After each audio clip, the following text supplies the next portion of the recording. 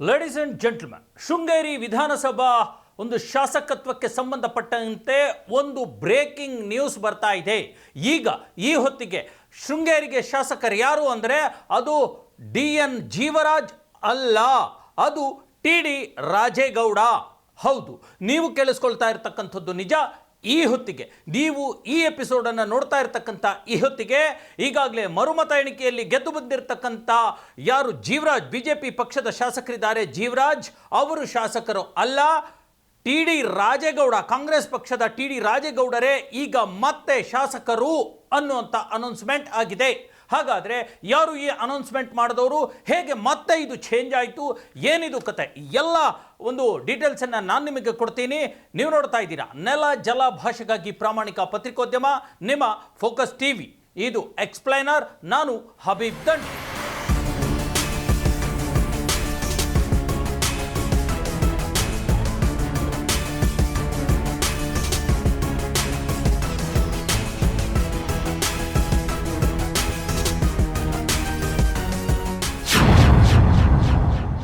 S ವೀಕ್ಷಕರೇ, ಶೃಂಗೇರಿ ವಿಧಾನಸಭಾ ಚುನಾವಣೆಯ ಒಂದು ಮತ ಎಣಿಕೆ ಕಳೆದ 3 ವರ್ಷಗಳಿಂದಲೂ ಕೂಡ ಒಂದೊಂದು ರೀತಿಯ ಬಣ್ಣಗಳನ್ನು, ತಿರುವುಗಳನ್ನು ಪಡೆದುಕೊಂಡೇ ಬರ್ತಾ ಇದೆ.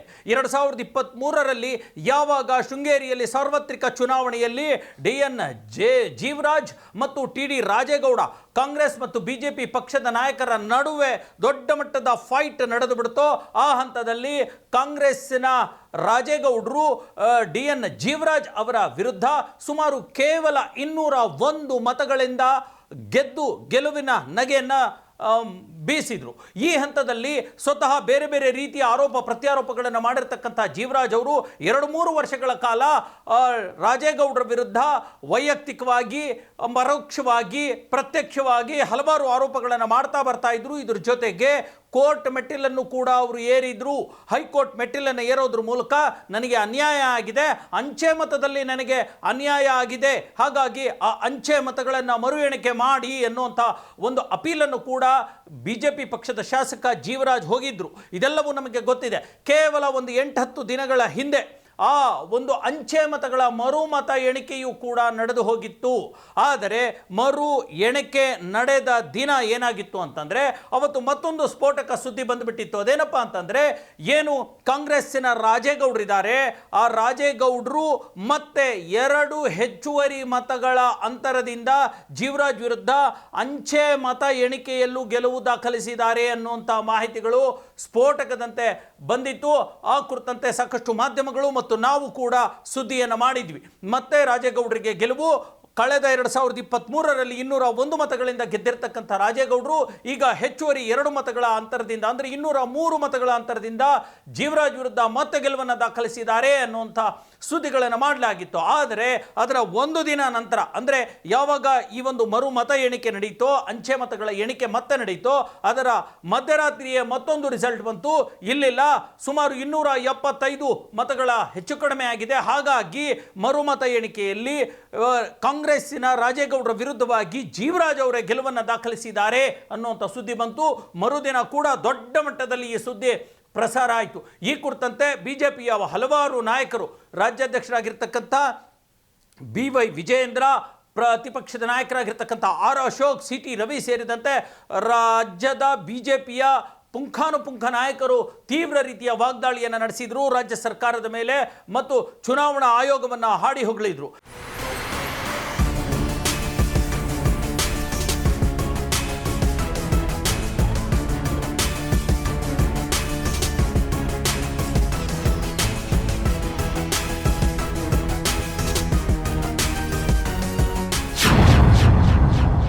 ಈಗ ಏನಾಗಿದೆ ನೋಡಿ, ಬಹಳಷ್ಟು ಬೇರೆ ಬೇರೆ ರೀತಿಯ ಟರ್ನಿಂಗನ್ನು ಪಡ್ಕೊಳ್ತಾ ಇದೆ, ಒಂದು ರೀತಿಯ ಸಿನಿಮೆಯ ಟರ್ನಿಂಗನ್ನು ಪಡ್ಕೊಳ್ತಾ ಇದೆ.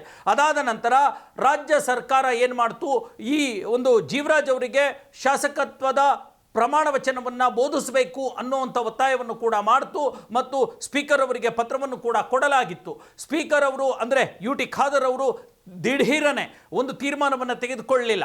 ಮತ್ತೆ ಈ ಕಡೆ ಕರ್ನಾಟಕ ರಾಜ್ಯ ಸರ್ಕಾರದ ಕಾಂಗ್ರೆಸ್ ಪಕ್ಷದ DCM ಆಗಿರ್ತಕ್ಕಂಥ DK ಶಿವಕುಮಾರ್ ಅವರು ಈ ಒಂದು ಅಂಚೆ ಮತಗಳ ಮರು ಎಣಿಕೆ ಇದೆಯಲ್ಲ ಅದರ ವಿರುದ್ಧ ತೀವ್ರ ಆಕ್ರೋಶವನ್ನು ವ್ಯಕ್ತಪಡಿಸಿದ್ರು.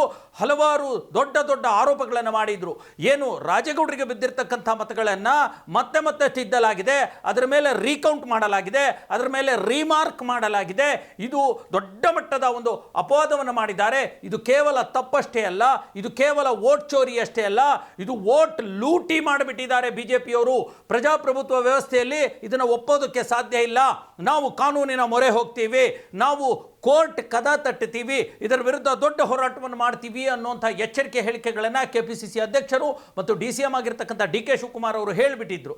ಅದರ ನಂತರ ಪಟ್ಟು ಬಿಡದ ಬಿಜೆಪಿ ಶಾಸಕರು ಮತ್ತು ನಾಯಕರು ಏನು ಮಾಡಿದ್ರು ಅಂದರೆ ಸ್ಪೀಕರ್ ವಿರುದ್ಧವೇ ರಾಜ್ಯಪಾಲರಿಗೆ ಒಂದು ದೂರನ್ನು ಕೊಟ್ಟುಬಿಟ್ರು. ಅಂದರೆ ರಾಜ್ಯಪಾಲರು ಏನು ಚುನಾವಣಾ ಆಯೋಗ ನನ್ನನ್ನು ಅಂದರೆ ಜೀವರಾಜ್ ಅವರನ್ನು ಶಾಸಕರು ಅಂತಂದೇಳಿ ಮರು ಆಯ್ಕೆ ಮಾಡಿದೆ, ಆದರೆ ಸ್ಪೀಕರ್ ಪ್ರಮಾಣ ವಚನವನ್ನು ಬೋಧಿಸಲಿಕ್ಕೆ ಹಿಂದೆ ಮುಂದೆ ನೋಡ್ತಿದ್ದಾರೆ ಅನ್ನುವಂಥ ಒಂದು ಆರೋಪವನ್ನು ಹೊತ್ತು ರಾಜ್ಯಪಾಲ TC ಗೆಹ್ಲೋಟ್ ಅವರಿಗೆ ಆರೋಪವನ್ನು ಮಾಡಿ ಅವರಿಗೆ ದೂರನ್ನು ಸಲ್ಲಿಸಿಬಿಟ್ಟಿದ್ರು. ಅದಾದ ನಂತರ ರಾಜ್ಯಪಾಲರದ ಒಂದು ನಿರ್ದೇಶನದಂತೆ ಸ್ಪೀಕರ್ UT ಖಾದರ್ ಅವರು ಜೀವರಾಜ್ ಅವರನ್ನು ಕಳಿಸಿ ಅವರು ನೀವೇ ನೂತನ ಶಾಸಕರು ಅನ್ನುವಂಥ ಒಂದು ಅವರಿಗೆ ಸರ್ಟಿಫಿಕೇಟನ್ನು ಕೂಡ ಕೊಟ್ಟು ಕಳಿಸ್ಬಿಟ್ಟಿದ್ರು. ಇನ್ನೇನು ಅದು ಪ್ರಮಾಣ ವಚನ ಬೋಧನೆ ಇತ್ತು. ಆದರೆ ಈಗ ಈ ಸದ್ಯಕ್ಕೆ ಒಂದು ದೊಡ್ಡ ಬ್ರೇಕಿಂಗ್ ನ್ಯೂಸ್ ಬರ್ತಾ ಇದೆ. ಈ ಎಲ್ಲ ಬೆಳವಣಿಗೆಗಳ ಕುರಿತಂತೆ ಅಂದರೆ ಚುನಾವಣಾ ಆಯೋಗ ನಡೆಸಿರ್ತಕ್ಕಂಥ ಅಂಚೆ ಮತಗಳ ಮರು ಎಣಿಕೆ ಈ ಎಲ್ಲದರ ಕುರಿತಂತೆ ಮತ್ತು ಇಲ್ಲಿನ DCM ಆಗಿರ್ತಕ್ಕಂಥ DK ಶಿವಕುಮಾರ್ ಅವರ ಆರೋಪ, ಮತಗಳನ್ನು ತಿದ್ದಲಾಗಿದೆ, ಸುಮಾರು 400 ಚಿಲ್ಲರೆ ಮತಗಳನ್ನು ತಿದ್ದಲಾಗಿದೆ, 500ರಷ್ಟು ಮತಗಳನ್ನು ರೀಕೌಂಟ್ ಮಾಡಿ ರೀತಿದ್ದಲಾಗಿದೆ, ಅದನ್ನು ಮಿಸ್ಯೂಸ್ ಮಾಡಿಕೊಳ್ಳಲಾಗಿದೆ ಅನ್ನೋಂಥ ಆರೋಪ ಇದೆಯಲ್ಲ, ಇದೆಲ್ಲ ಕಾರಣಗಳನ್ನು ಎತ್ತಿಕೊಂಡು ಸ್ವತಃ ರಾಜೇಗೌಡರು ಸುಪ್ರೀಂ ಕೋರ್ಟ್ ಮೆಟ್ಟಿಲನ್ನು ಏರಿದ್ರು. ಇವತ್ತು ಹೈಕೋರ್ಟ್ ಈಗಾಗಲೇ ತೀರ್ಮಾನ ಮಾಡಿತ್ತು, ಚುನಾವಣಾ ಆಯೋಗ ತೀರ್ಮಾನ ಮಾಡಿತ್ತು, ಹೈಕೋರ್ಟ್ ಮರುಮತ ಎಣಿಕೆಗೆ ಆದೇಶವನ್ನು ಕೊಟ್ಟಿತ್ತು. ಅದರ ವಿರುದ್ಧ, ಈ ಹೈಕೋರ್ಟ್ ತೀರ್ಪಿನ ವಿರುದ್ಧ, ಚುನಾವಣಾ ಆಯೋಗದ ತೀರ್ಪಿನ ವಿರುದ್ಧ ರಾಜೇಗೌಡ, ಕಾಂಗ್ರೆಸ್ ಪಕ್ಷದ ಶಾಸಕ ರಾಜೇಗೌಡರು ಸುಪ್ರೀಂ ಕೋರ್ಟ್ ಮೆಟ್ಟಿಲನ್ನು ಏರಿದ್ರು. ಇವತ್ತು ಸುಪ್ರೀಂ ಕೋರ್ಟ್ ಆ ಅರ್ಜಿಯನ್ನು ವಿಚಾರಣೆಗೆ ಒಳಪಡಿಸಿ ಜೀವರಾಜ್ ಅವರಿಗೆ ಏನು BJP ಪಕ್ಷದ ಜೀವರಾಜ್ ಅವರಿಗೆ ಶಾಸಕರು ಅಂತ ತೀರ್ಮಾನ ಮಾಡಿದೆಯಲ್ಲ ಅದಕ್ಕೆ ಸ್ಟೇ ಕೊಟ್ಟಿದೆ. ಅಂದರೆ ಆ ಒಂದು ಹೈಕೋರ್ಟ್ನ ಆದೇಶಕ್ಕೆ, ಚುನಾವಣಾ ಆಯೋಗದ ಆದೇಶಕ್ಕೆ ತಡೆ ನೀಡಿದೆ. ಮತ್ತು ಮತ್ತೊಂದು ಮಹತ್ವದ ಹೇಳಿಕೆಯನ್ನು, ಅದು ಆದೇಶವನ್ನು ಕೊಟ್ಟಿರ್ತಕ್ಕಂಥದ್ದು, ಮುಂದಿನ ಒಂದು ವಿಚಾರಣೆ ನಡೆಯೋವರೆಗೂ ಕೂಡ ರಾಜೇಗೌಡರನ್ನೇ ಅಂದರೆ ಕಾಂಗ್ರೆಸ್ ಪಕ್ಷದ ರಾಜೇಗೌಡರನ್ನೇ ಶಾಸಕರಾಗಿ ಮುಂದುವರಿಸಬೇಕು ಅನ್ನುವಂಥ ಒಂದು ಸೂಚನೆಯನ್ನು ಕೊಟ್ಟಿದೆ. ಜೊತೆಗೆ ಕರ್ನಾಟಕ ರಾಜ್ಯದ ಚುನಾವಣಾ ಆಯೋಗಕ್ಕೆ ಸುಪ್ರೀಂ ಕೋರ್ಟ್ ನೋಟಿಸನ್ನು ಕೊಟ್ಟಿದೆ. ನಿಮ್ಮ ಮೇಲೆ ಗುರುತರ ಆರೋಪ ಕೇಳಿ ಬಂದಿದೆ, ಈ ಆರೋಪಕ್ಕೆ ನೀವು ಸೂಕ್ತ ಒಂದು ಪರಿಶೀಲನೆಯನ್ನು ನಡೆಸಿ ನಿಮ್ಮ ಒಂದು ಏನು ಪ್ರತಿಕ್ರಿಯೆಯನ್ನು ಕೊಡಿ ಅನ್ನುವಂಥ ನೋಟಿಸನ್ನು ಕೂಡ ಕೊಟ್ಟಿರ್ತಕ್ಕಂಥದ್ದು. ಹಾಗಾಗಿ ಒಂದು ರೀತಿ ಶೃಂಗೇರಿ ವಿಧಾನಸಭಾ ಕ್ಷೇತ್ರದ ಈ ಹಗ್ಗಜಗ್ಗಾಟ, ಶಾಸಕತ್ವದ ಮತ್ತು ಅಂಚೆ ಮತಗಳ ಎಣಿಕೆಯ ಮರುಮತ ಎಣಿಕೆಯ ಮತ್ತು ಅಲ್ಲಿ ನಡೀತಾ ಇರತಕ್ಕಂಥ ಗೋಲ್ಮಾಲ್ ಕುರಿತಂತೆ, ಅಂಚೆ ಮತಗಳ ದೊಡ್ಡ ಮಟ್ಟದ ಗೋಲ್ಮಾಲ್ ಕುರಿತಂತೆ ಸುಪ್ರೀಂ ಕೋರ್ಟ್ ಮೆಟ್ಟಿಲೇರಿರ್ತಕ್ಕಂಥ ರಾಜೇಗೌಡರ ಪರವಾಗಿ ಇವತ್ತು ಜೀವರಾಜ್ ಅವರ ಶಾಸಕತ್ವಕ್ಕೆ ತಡೆ ನೀಡಿದೆ. ಅಲ್ಲದೆ ಶಾಸಕರಾಗಿ ಏನು ರಾಜೇಗೌಡರು, ಕಾಂಗ್ರೆಸ್ಸಿನ ರಾಜೇಗೌಡರ ಶಾಸಕರು ಅನ್ನುವಂಥ ತೀರ್ಮಾನ ಕೊಟ್ಟಿದೆ. ಮತ್ತು ಇದರ ಕುರಿತ ವಿಚಾರಣೆಯನ್ನು ಇದೇ ಮೇ ತಿಂಗಳ 21ಕ್ಕೆ ಮುಂದೂಡಿದೆ. ಅಂದರೆ ನೋಡಿ, ಇವತ್ತು ಮೇ 11ನೇ ತಾರೀಕು, ಅಂದರೆ ಮೇ 21ರವರೆಗೂ, ಅಂದರೆ ಇನ್ನು 10 ದಿನಗಳ ಕಾಲ ಜೀವರಾಜ್ ಅವರು, BJPಯ ಜೀವರಾಜ್ ಅವರು ಶಾಸಕರಲ್ಲ ಶೃಂಗೇರಿ ವಿಧಾನಸಭಾ ಕ್ಷೇತ್ರಕ್ಕೆ. ಅಲ್ಲಿ ಈ ಹಿಂದೆ ಇದ್ದಂತಹ ರಾಜೇಗೌಡರೇ ಶಾಸಕರು. ಸುಪ್ರೀಂ ಕೋರ್ಟ್ನಲ್ಲಿ ಮೇ 21ರ ನಂತರ ಏನು ವಿಚಾರಣೆ ನಡೆಯುತ್ತೆ, ಆ ವಿಚಾರಣೆಯ ನಂತರ ಮತ್ತೆ ಅಲ್ಲಿ ತೀರ್ಮಾನ ಆಗುತ್ತೆ. ಆದರೆ ಈ ಮೂಲಕ ಸುಪ್ರೀಂ ಕೋರ್ಟ್ನ ಈ ಸ್ಟೇ ಅಂದರೆ ತಡೆ ಮೂಲಕ ಜೀವರಾಜ್ ಅವರಿಗೆ ಮತ್ತೆ BJPಗೆ ಮತ್ತೆ ಹಿನ್ನಡೆಯಾಗಿದೆ, ಕಾಂಗ್ರೆಸ್ ಪಕ್ಷದ ರಾಜೇಗೌಡರಿಗೆ ಮತ್ತೆ ಮುನ್ನಡೆಯಾಗಿದೆ, ಕಾಂಗ್ರೆಸ್ ಪಕ್ಷಕ್ಕೆ ಗೆಲುವಾಗಿದೆ, BJP ಪಕ್ಷಕ್ಕೆ ಸೋಲಾಗಿದೆ.